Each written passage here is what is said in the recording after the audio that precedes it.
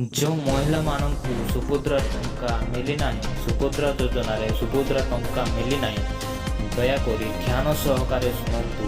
ଏମିତି କଲେ ଆପଣଙ୍କୁ ଟଙ୍କା ମିଳିବ। ଗୁଡ୍ ମର୍ଣ୍ଣିଂ, ନମସ୍କାର ଦର୍ଶକ ବନ୍ଧୁ। ଆଜି ଦିନର କେତୋଟି ଗୁରୁତ୍ୱପୂର୍ଣ୍ଣ ଖବର ଉପରେ ନଜର ପକାଇବା। ଯେଉଁମାନେ ପ୍ରଥମ କରିକି ଏହି ନ୍ୟୁଜ୍ ଚ୍ୟାନେଲରେ ଆସିଛନ୍ତି, ଏମିତିକା ସରକାରୀ ନ୍ୟୁଜ୍ ଅପ୍ ଟୁ ଡେଟ୍ ପାଇବାକୁ ହେଲେ ଏହି ଚ୍ୟାନେଲକୁ ସବସ୍କ୍ରାଇବ୍ କରନ୍ତୁ, ଯାହା ଫଳରେ ଆପଣ ସରକାରୀ ନ୍ୟୁଜ୍ ଅପ୍ ଟୁ ଡେଟ୍ ଆପଣଙ୍କୁ ସବୁଦିନ ମିଳିବ, ଯାହା ଫଳରେ ଆପଣ ସରକାରଙ୍କ ଯୋଜନାରେ ଅନ୍ତର୍ଭୁକ୍ତ ହୋଇପାରିବେ। ତେବେ ଚାଲନ୍ତୁ ଦର୍ଶକ ବନ୍ଧୁ, ନ୍ୟୁଜ୍ ଖବର ଉପରେ ନଜର ପକାଇବା। ସୁଭଦ୍ରା ଯୋଜନାର ମହିଳାମାନଙ୍କ ପାଇଁ ଆସିଲା ଖୁସି ଖବର। ଅକ୍ଟୋବର 10 ତାରିଖରେ ମିଳିବ ସୁଭଦ୍ରା ଯୋଜନାର 5,000 ଟଙ୍କା। କେଉଁ ମହିଳାମାନଙ୍କୁ ମିଳିବ, କେଉଁ ଡକ୍ୟୁମେଣ୍ଟ ଦେଇଥିବା ଦରକାର, ଜାଣିନିଅନ୍ତୁ ଦର୍ଶକ ବନ୍ଧୁ। କାରଣ ମୁଖ୍ୟମନ୍ତ୍ରୀ ମୋହନ ମାଝୀ କହିଛନ୍ତି ଯେ ଅକ୍ଟୋବର 10 ତାରିଖରେ ସୁଭଦ୍ରା ଯୋଜନାର ଟଙ୍କା ମିଳିବ।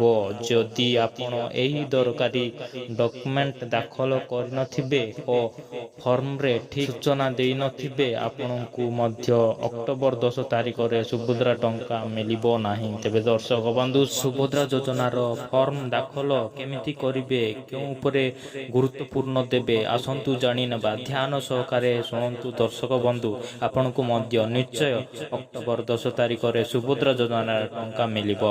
ସେପଟେ ସୁଭଦ୍ରା ଯୋଜନାର ଫର୍ମ ଦାଖଲ ବେଳେ ଆପଣଙ୍କୁ ଆଧାର କାର୍ଡ ଜେରକ୍ସ ସହ ରାସନ କାର୍ଡ, ବ୍ୟାଙ୍କ ଆକାଉଣ୍ଟ ଖାତାର ଜେରକ୍ସ ଦେବାର ଜରୁରୀ। ଯଦି ଆପଣ ରାସନ କାର୍ଡ ଦେଇନଥିବେ, ଆପଣଙ୍କୁ ମଧ୍ୟ ସୁଭଦ୍ରା ଯୋଜନାର ଟଙ୍କା ମିଳିବ ନାହିଁ। ଏଥିସହିତ ବାୟୋମେଟ୍ରିକ ବି ସଠିକ୍ ଭାବେ ହୋଇଥିବା ଦରକାର ଏବଂ ଆପଣଙ୍କ ବ୍ୟାଙ୍କ ଖାତା ଡିବିଟି ହୋଇଥିବା ଦରକାର। ଆପଣଙ୍କର ଆଧାର କାର୍ଡରେ ମୋବାଇଲ ନମ୍ବର ଲିଙ୍କ ହୋଇଥିବା ଦରକାର। ଏହିସବୁ ପ୍ରକ୍ରିୟା ଯଦି ଆପଣ ସମ୍ପୂର୍ଣ୍ଣ କରିଛନ୍ତି, ତେବେ ଆପଣଙ୍କୁ ଅକ୍ଟୋବର 10 ତାରିଖରେ ସୁଭଦ୍ରା ଯୋଜନାର ଟଙ୍କା ପ୍ରଦାନ କରାଯିବ। ଏନେଇ ଓଡ଼ିଶା ସରକାରଙ୍କ ପକ୍ଷରୁ ସୂଚନା ଦିଆଯାଇଥିବାର ଖବର ମିଳିଛି। ପାଖାପାଖି 25 ଲକ୍ଷ ମହିଳାଙ୍କୁ 10 ତାରିଖରେ ଟଙ୍କା ମିଳିବ ବୋଲି ଜଣାପଡ଼ିଛି। ଧନ୍ୟବାଦ ଦର୍ଶକ ବନ୍ଧୁ।